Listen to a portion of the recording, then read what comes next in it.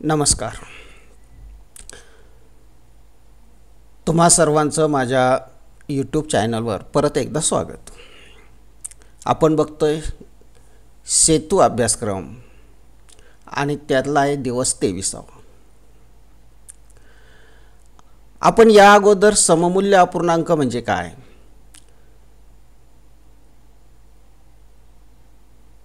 सममूल्य अपूर्णांक कसे मिळविले जातात,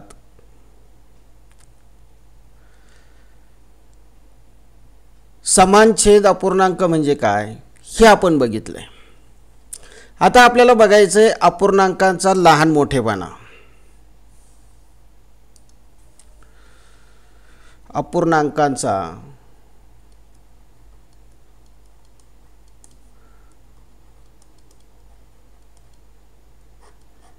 लहान मोठेपणा.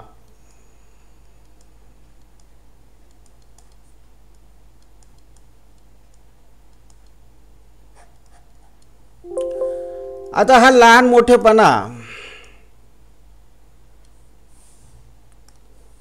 कसा ठरवायचा आहे हे आपल्याला या भागामध्ये बघायचं आहे.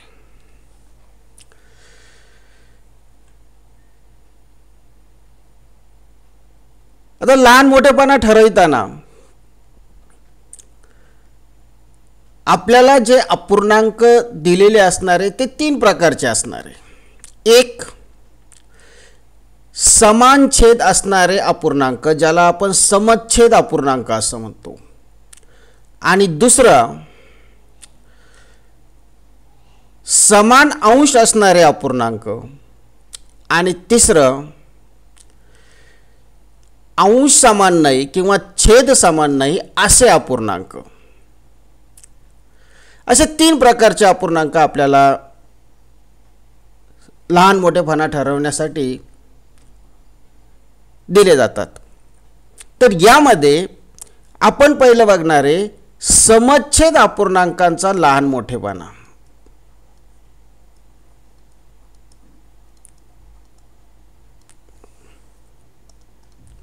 समच्छेद अपूर्णांकांचा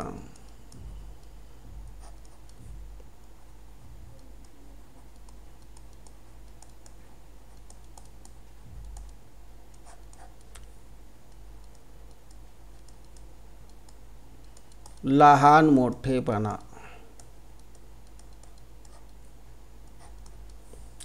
त्यातलं पहिलं उदाहरण घेऊ आपण. समच्छेद अपूर्णांक म्हणजे काय, ज्या अपूर्णांकांचा छेद समान असतो अशा अपूर्णांकांना समच्छेद अपूर्णांक असे म्हणतात.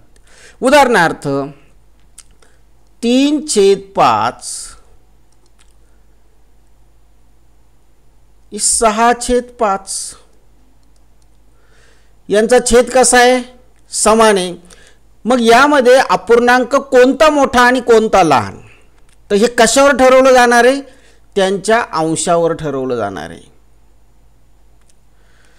ज्या अपूर्णांकाचा अंश मोठा असतो तो अपूर्णांक मोठा असतो. ह्या 2 अपूर्णांकांमध्ये जर आपण बघितलं तर एक अंश आहे, छेद तर समान आहे, दोन्ही 5/5 छेद आहे. एक अंश आहे 3 आणि दुसरा आहे 6, तर 6 हा अपूर्णांक 3 पेक्षा मोठा आहे. याचा अर्थ 6/5 हा अपूर्णांक 3/5 पेक्षा मोठा आहे. म्हणून इथं आपल्याला असं सांगता येतं की 3/5 हा अपूर्णांक 6/5 पेक्षा लहान आहे. का, कारण याचा अंश मोठा आहे. म्हणजे समान छेद असलेल्या अपूर्णांकामध्ये ज्या अपूर्णांकाचा अंश मोठा तो अपूर्णांक मोठा. दुसरं उदाहरण घेऊ. 15/17 आणि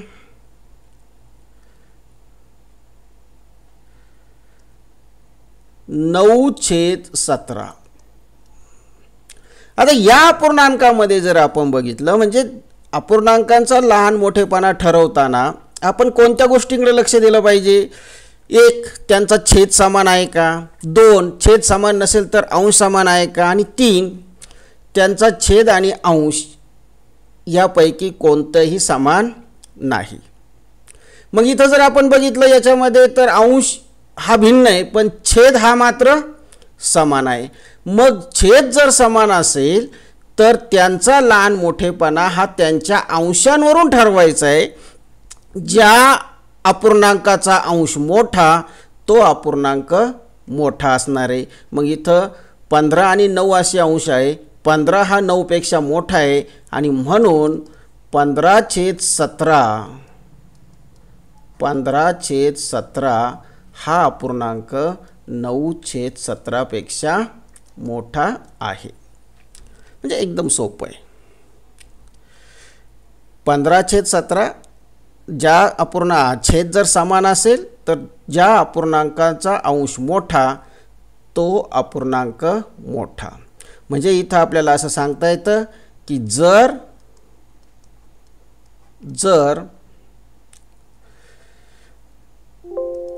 अपूर्णांक समच्छेद असतील किंवा अपूर्णांकाचे छेद समान असतील, अपूर्णांकांचे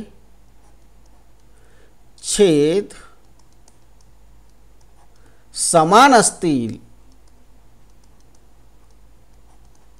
समान असतील तर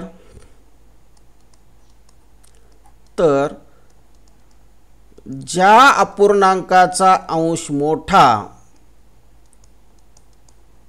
अपूर्णांकाचा अंश मोठा असतो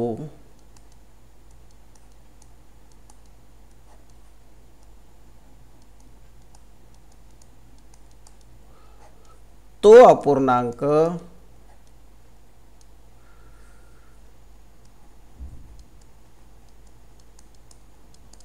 अपूर्णांक मोठा असतो.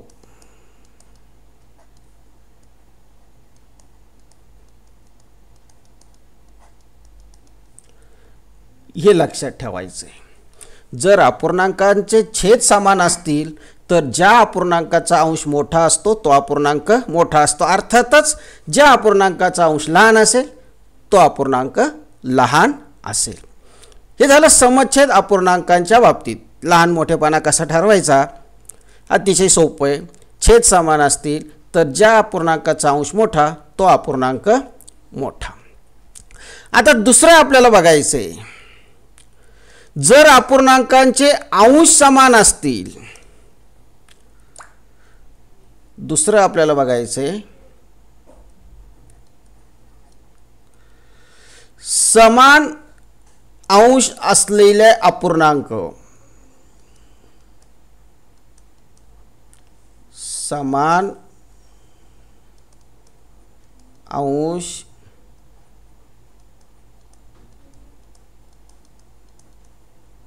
असलेल्या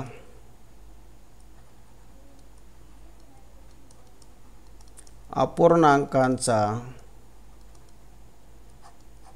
लहान मोठेपणा.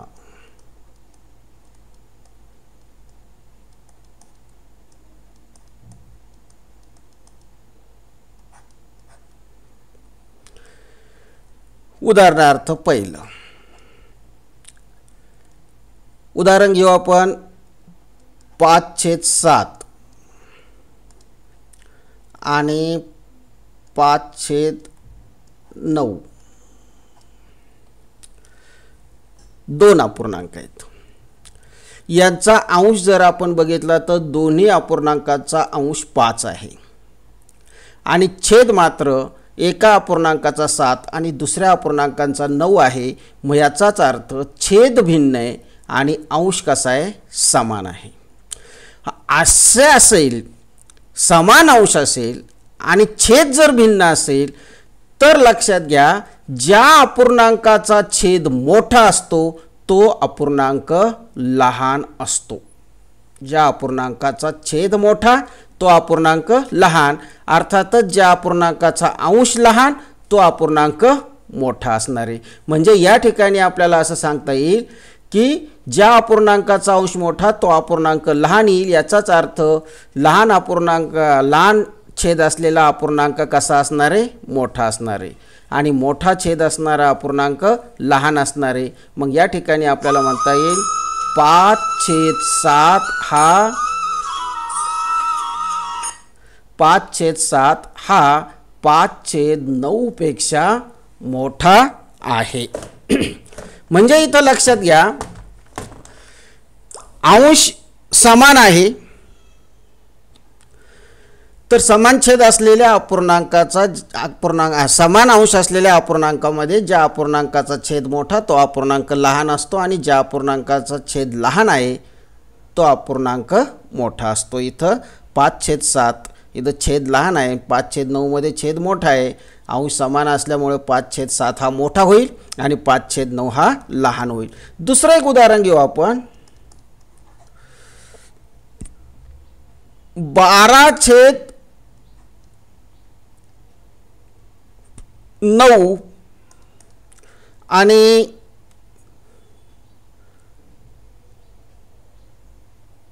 12/7 सॉरी आपण वरती तेच छेद घेतलेले, तर 9 आणि 7 ऐवजी इथं घेतो 12/5 किंवा 12/15 आणि 12/11. आता या ठिकाणी जर आपण बघितलं तर अंश समान आहे, छेद भिन्न आहे. अंश समान असेल तर लहान मोठेपणा हा छेदांवर ठरवला जाईल.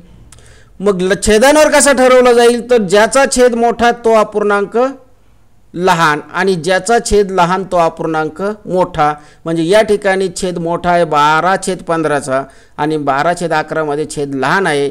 म्हणजे 12/15 हा अपूर्णांक 12/11 पेक्षा लहान होईल. 12/15 हा अपूर्णांक लहान आहे 12/11 पेक्षा.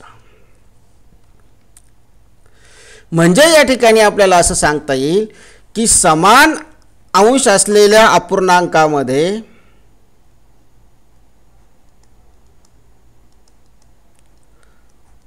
समान अंश असलेल्या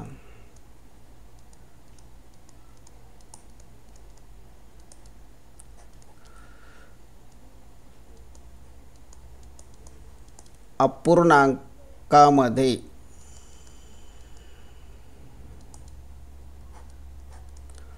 समान अंश असलेल्या अपूर्णांकामध्ये ज्या अपूर्णांकाचा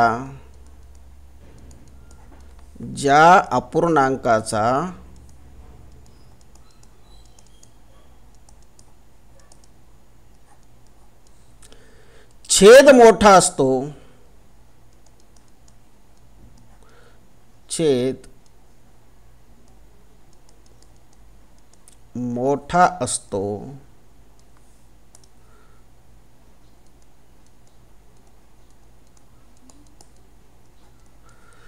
तो अपूर्णांक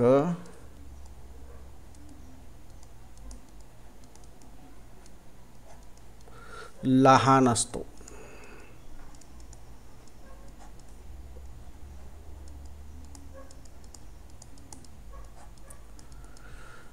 म्हणजे समान अंश जर असेल अपूर्णांकाचा, ज्या अपूर्णांकाचा छेद मोठा तो अपूर्णांक लहान आणि ज्या अपूर्णांकाचा छेद लहान तो अपूर्णांक मोठा. आणि तिसरा जो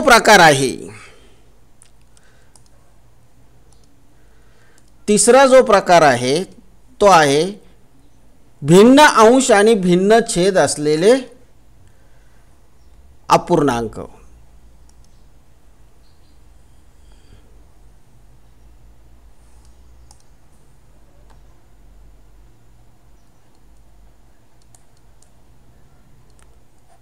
भिन्न छेद व भिन्न अंश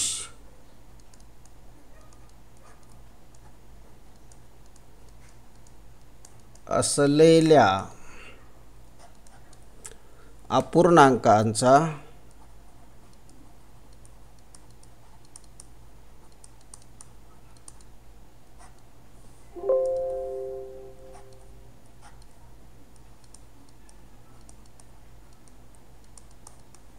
लहान मोठेपणा.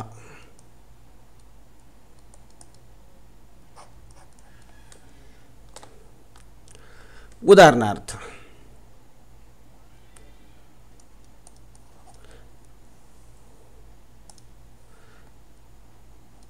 हा आहे तिसरा प्रकार. तर या ठिकाणी पहा, उदाहरण घेऊ आपण 3/5 आणि 4 किंवा 7/9. 7/9 यामध्ये कोणता अपूर्णांक लहान आणि कोणता अपूर्णांक मोठा असेल.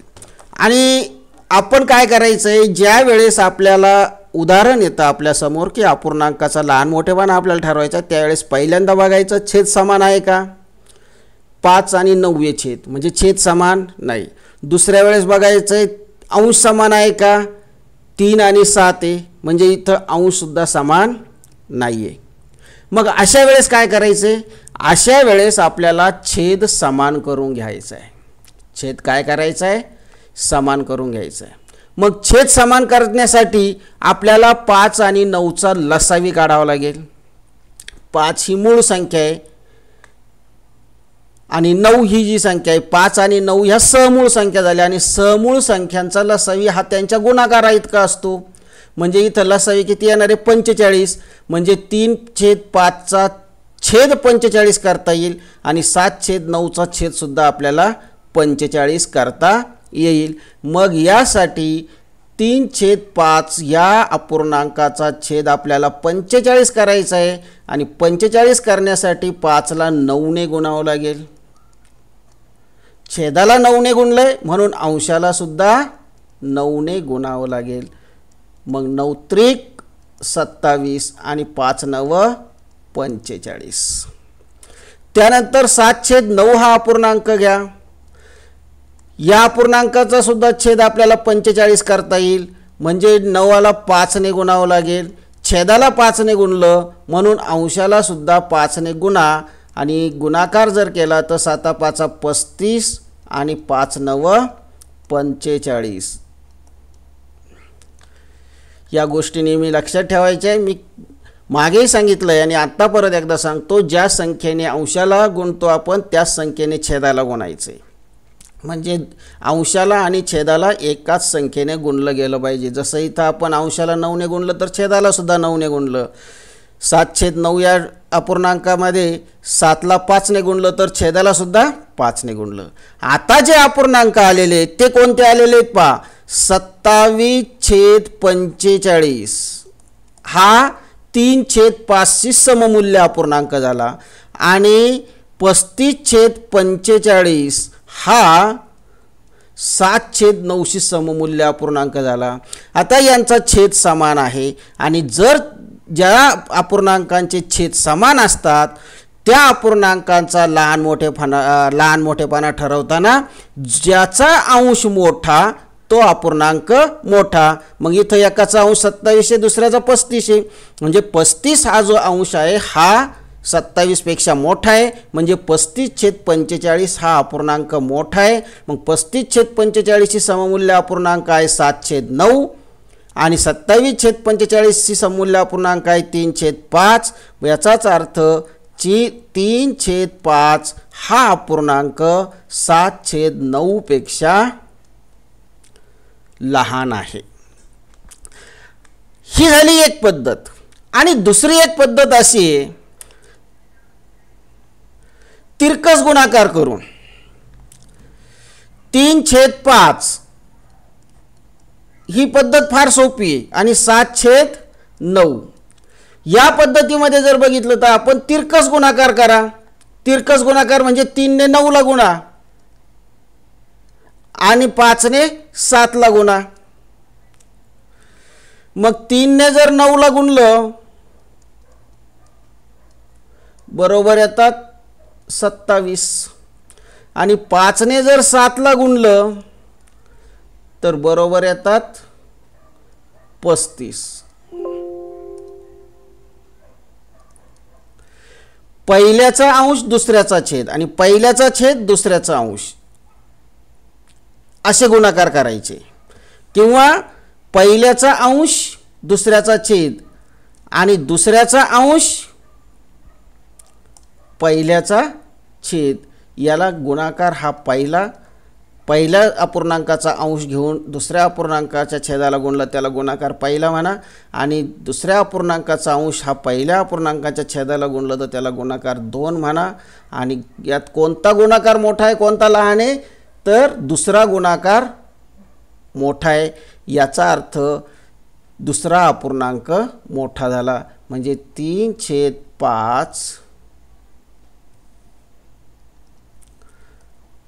3/5 आणि 7/9 या अपूर्णांकामध्ये दुसरा गुणाकार मोठा असल्यामुळे दुसरा अपूर्णांक 7/9 हा मोठा झाला. तर अशा पद्धतीने आपल्याला हे सोडवता येतं.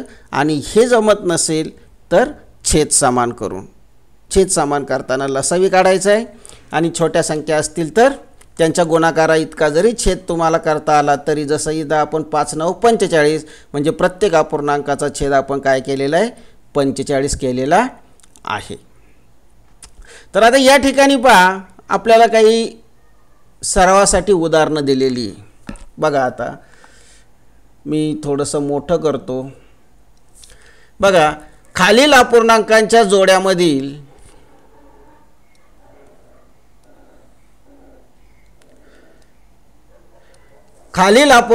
जोड्यांमधील चौकटीत ही 3 चिन्ह दिलेली आहे, लेस दॅन, ग्रेटर दॅन आणि इक्वल टू. च्यापेक्षा लहान, च्यापेक्षा मोठे आणि बरोबर यापैकी योग्य चिन्ह वापरायचे. आता 4/9 आणि 8/9 दिलेले आहे.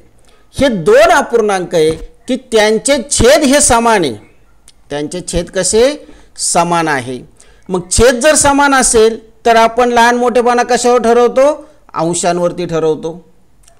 मग ज्या अपूर्णांकाचा अंश मोठा तो अपूर्णांक मोठा. मग याचा अंश 4 आहे, याचा 8 आहे, म्हणजे 8 अपूर्णांक हा मोठा, 8 अंश हा मोठा आहे, म्हणून 8/9 हा अपूर्णांक मोठा आहे. म्हणजे इथं चिन्ह येईल अशा पद्धतीचं, बाहेर काढतो चिन्ह म्हणजे तुमच्या लक्षात येईल, अशा पद्धतीचं चिन्ह येईल. त्यानंतर 7/11 आणि 3/11. पहिल्याच उदाहरणाप्रमाणे छेद समान आहे, मग ज्याचा अंश मोठा तो अपूर्णांक मोठा, म्हणजे इथं हे चिन्ह येईल. 5/7, 5/11. इथं अंश समान आहे आणि छेद भिन्न आहे, म्हणजे ज्याचा छेद मोठा तो अपूर्णांक लहान होईल आणि ज्याचा छेद लहान आहे तो अपूर्णांक मोठा होईल. म्हणजे इथं सुद्धा 5/7 हा अपूर्णांक मोठा होईल, कारण त्याचा छेद हा 11पेक्षा लहान आहे. त्यानंतर 3/7 आणि 4/9. आता 3/7 आणि 4/9 याच्यामध्ये बघा, आता आपण बघूया. इथं जो आहे तो हा अपूर्णांक मोठा आहे, इथं हा अपूर्णांक मोठा आहे, इथे सुद्धा हा अपूर्णांक मोठा आहे. आता 3/7 आणि 4/9. 3/7 आणि 4/9 याच्यामध्ये जर आपण बघितलं अंश भिन्न आहेत आणि छेदसुद्धा भिन्न आहे. मग अशा वेळेस काय करायचं आहे आपल्याला, एक तर समान छेद करा किंवा तिरकस गुणाकार करा. हा झाला पहिला गुणाकार आणि हा होईल दुसरा गुणाकार. 3×9 = 27. पहिला गुणाकार येतो 27 आणि दुसरा गुणाकार येतो 7×4 = 28. म्हणजे दुसरा गुणाकार मोठा आहे, म्हणजे या ठिकाणी 4/9 हा अपूर्णांक 3/7 पेक्षा मोठा आहे. याचा छेद समान करून बघा. आता छेद जर समान करायचा असेल तर 7×9 = 63 छेद प्रत्येकाचा करावा लागेल. म्हणजे 3/7 या अपूर्णांकाला छेद 63 करायचा आहे. म्हणजे 7×9 = 63, म्हणजे 7 × 9, म्हणून अंशाला सुद्धा 9नेच गुणा, बरोबर 9×3 = 27 आणि 7×9 = 63. आणि 4/9 यांचा छेद किती करायचा आहे, 63 करायचा आहे.